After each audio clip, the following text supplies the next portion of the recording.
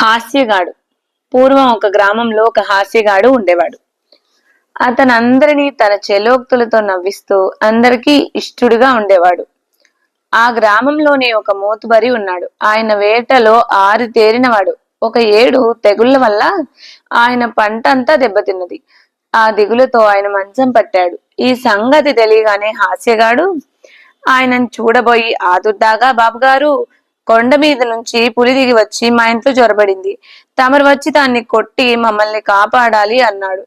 పంటంతా పాడైపోయి దిగులుతో నేను విశ్రాంతి తీసుకుంటూ ఉంటే నన్నిప్పుడు పులిని కొట్టమంటావేం రా? ఇంకెవరినైనా పిలువు, నన్నొద్దు, నేను విశ్రాంతి తీసుకుంటున్నాను అన్నాడు మోతుబరి. హాస్యగాడు ఆశ్చర్యంగా, ఆ దిగులు పులికన్నా కూడా భయంకరమైనదా బాబుగారు అన్నారు.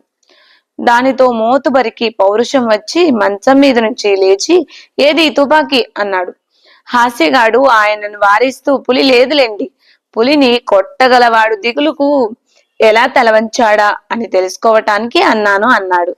మోతుబరి నవ్వి దిగులు మానేసి మామూలుగా తిరగసాగాడు.